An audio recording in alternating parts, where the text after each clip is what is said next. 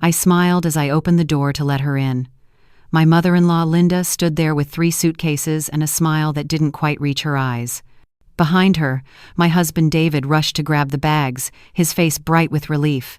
"Mom's here to help," he said, kissing my forehead. "You've been so tired, honey. This is exactly what you need." I looked down at my 3-week-old daughter, Emily, sleeping in my arms. The house I'd spent hours trying to keep presentable suddenly felt too small. But I smiled. I had to. Good daughters-in-law welcomed their mother-in-law's help, didn't they? "Of course," I said, my voice steady. "We're so grateful you could come." Linda stepped inside, and I caught the way her eyes swept over the living room, cataloging every imperfection.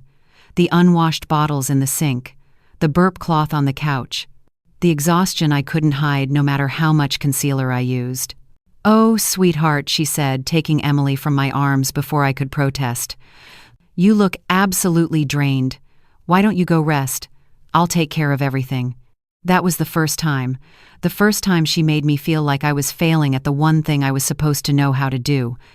The first week, I convinced myself I was being paranoid. Linda was helpful, wasn't she? She did the laundry, cooked dinner, rocked Emily when she cried at night. David came home from work to find his mother managing everything I couldn't seem to handle. "See?" he'd say, wrapping me in a hug. "I told you having Mom here would help. You should rest more." But rest felt impossible when Linda would knock on our bedroom door at odd hours, whispering just loud enough for me to hear her soothe Emily. "Shuh, sweet girl. Mommy's sleeping again. But don't worry, Grandma's here. Grandma will always be here." I'd lie there, staring at the ceiling, my breasts aching with milk that Emily didn't need because Linda had already given her a bottle. Again. "She was hungry," Linda would say when I came downstairs. "I didn't want to wake you. You need your rest." By the second week, the comments became less subtle. "You know, David was sleeping through the night by 3 weeks," she mentioned casually while folding impossibly tiny onesies. "I used to rock him just like this, and he'd drift right off. Maybe Emily needs a firmer hand." "The pediatrician said her sleep patterns are normal," I replied, trying to keep my voice even. "Oh, I know modern doctors have all sorts of theories," Linda smiled. "But sometimes a mother's instinct trumps medical degrees, don't you think? I raised 3 children. I think I know a thing or two about babies." David walked in just then, tie loosened, looking for his dinner. "Something smells amazing, Mom." "I made your favorite," Linda beamed. "Pot roast, just like you grew up with." "Sarah, honey, I left you a salad in the fridge. You're trying to lose that baby weight, aren't you?" I wasn't. I was trying to keep my milk supply up, which required calories, but Linda had already turned away, serving David a heaping plate while I stood there in my postpartum body, feeling every bit as inadequate as she wanted me to feel. That night, lying next to David in the dark, I tried to explain how I felt. "She's just trying to help," he murmured, already half asleep. "She took a month off work to be here for us. Can't you try to be more appreciative?"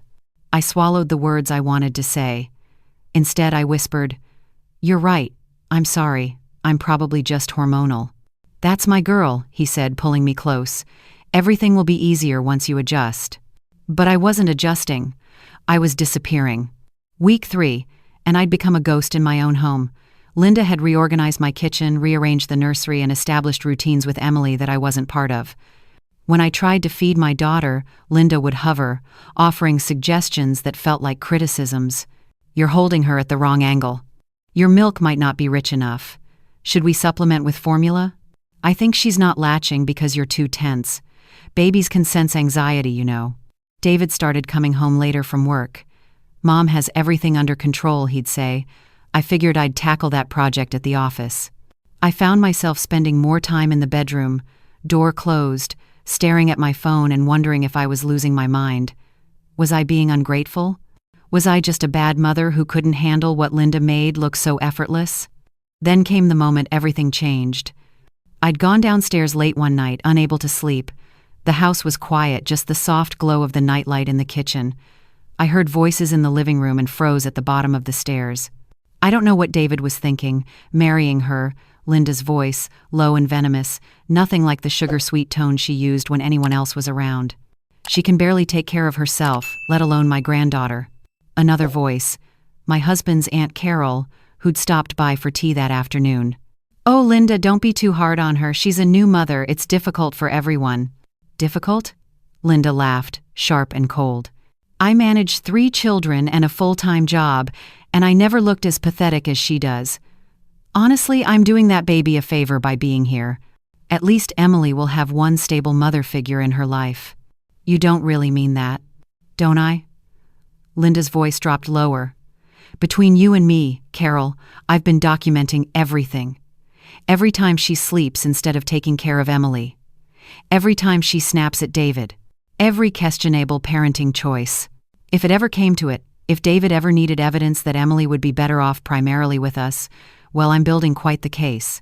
My hand flew to my mouth, stifling the gasp that wanted to escape. "Linda, that's her child. My son's child. My granddaughter. And I'll be damned if I let some girl who can barely function take away my ability to see my grandchild whenever I want. If they ever divorce, David will need proof of her inadequacy. I'm making sure he has it."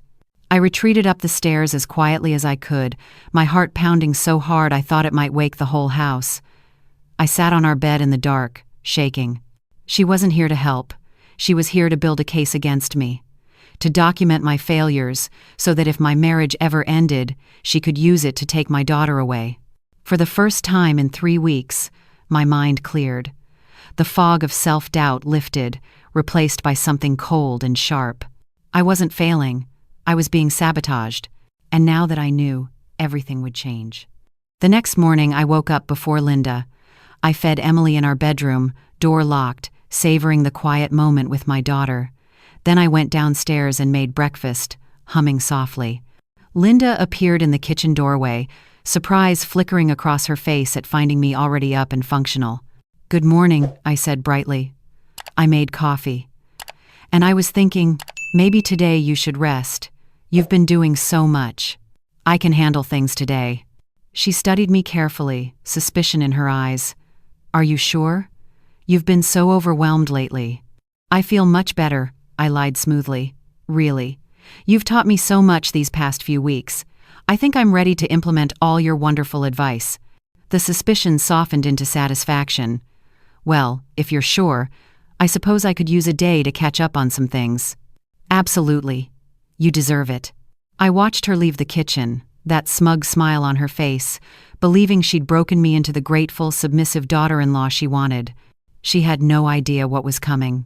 That afternoon, while Linda was out getting her nails done, I made a call to my best friend from college, Jessica, who'd become a family lawyer. "Jess," I said, voice shaking, "I need help, and I need you to not tell me I'm crazy." I told her everything.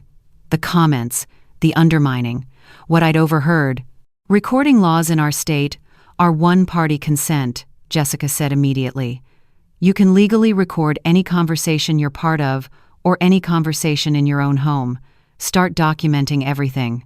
Video, audio, timestamps, keep a journal, and whatever you do, don't tell David yet." "Why not?" "Because he's not going to believe you. Not yet. His mother has been manipulating him his entire life. You need proof so overwhelming that he can't deny it." That night, I ordered a nanny cam. Then another, and another. Small, discreet cameras that looked like phone chargers, picture frames, alarm clocks. I placed them strategically throughout the house, angled to capture the living room, kitchen, nursery. I also started wearing a small recording device, a pen that doubled as a voice recorder, clipped to my shirt whenever Linda was around. The comments I'd been enduring, the ones that made me feel small and inadequate, now became evidence. "Oh, honey, you're feeding her again? She just ate an hour ago. You're going to make her fat. Is that really what you want?" Click. Recorded. "David works so hard, and he comes home to this mess. No wonder he's been distant lately. Men need their homes to be sanctuaries." Click. Recorded. "Emily loves it when I sing to her. She barely fusses when I hold her. With you, she cries all the time. Babies know who their real caretaker is." Click. Recorded. But the video evidence was even more damning. I caught her on camera, standing over Emily's crib when she thought I was in the shower, whispering, "Your mommy doesn't know how to take care of you, does she, sweet girl? But don't worry. Grandma's going to make sure you're taken care of, even if mommy isn't in the picture anymore." I watched that footage 3 times, each viewing making my hands shake harder with rage.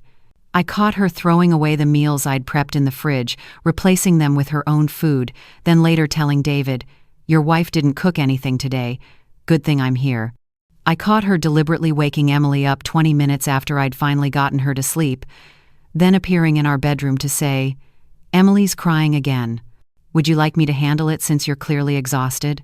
Every manipulation, every lie, every calculated move to make me look incompetent while positioning herself as the hero. All recorded, all time-stamped, all saved to a cloud drive that Linda couldn't access. I kept playing the role she expected. The struggling new mother, grateful for her help, slowly becoming more dependent on her presence. I asked her advice. I thanked her profusely. I let her believe she was winning. David noticed the change. "See? I told you things would get better. You and Mom are finally bonding." I smiled and nodded, while the cameras rolled. Week 5. Linda made a mistake. David had a late meeting, and she thought I'd gone to bed early. I was actually in the nursery closet, hiding, phone in hand with the nanny cam app open. Linda sat in the rocking chair with Emily, her voice soft and sweet. "Grandma loves you so much, yes she does. And soon, Grandma's gonna make sure you're with people who actually know how to raise you properly." She pulled out her phone and started texting. I watched in real time as she sent messages to someone. Building a strong case. Sarah had another breakdown today.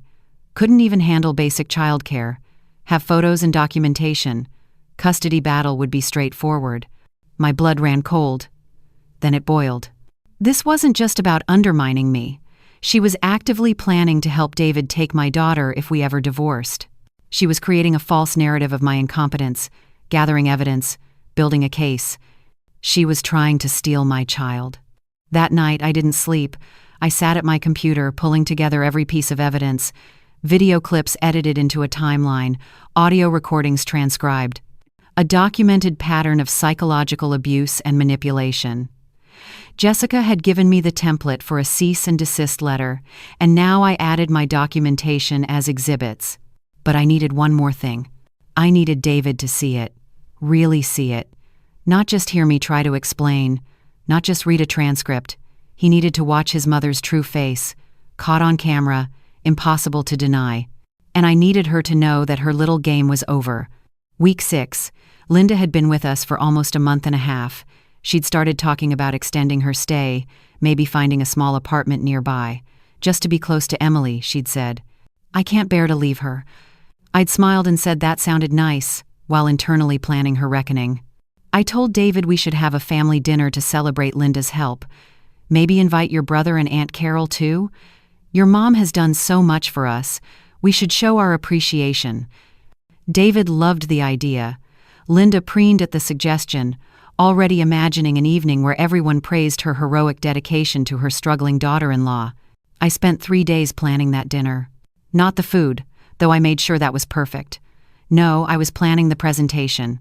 I told Linda I was making a tribute video, a thank you for everything she'd done. "I've been collecting clips of you with Emily," I lied. "I think it would be lovely to show everyone how wonderful you've been." She absolutely loved that idea. The night of the dinner, everyone arrived. David's brother Mark and his wife Jennifer, Aunt Carol. Even Linda's sister Ruth, who I'd quietly messaged with a cryptic, "You need to see something important."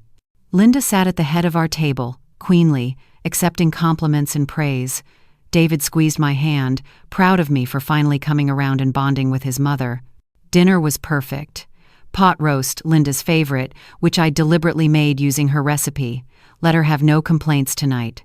After dessert, I stood up, wine glass in hand for a toast. "I want to thank everyone for coming tonight," I began. "These past 6 weeks have been eye-opening in ways I never imagined." I saw Linda smile, mistaking my words for gratitude. "Linda, you've taught me so much about motherhood, about family, about who people really are when they think no one's watching." The smile faltered slightly. "So I made a video, like I mentioned, a tribute to these past 6 weeks. I picked up the remote for the TV. I think everyone should see exactly what's been happening in this house." I pressed play. The video started innocently enough. Linda with Emily, looking like the perfect grandmother. Then the first clip. Your mommy doesn't know how to take care of you, does she, sweet girl? But don't worry, Grandma's going to make sure you're taken care of, even if mommy isn't in the picture anymore.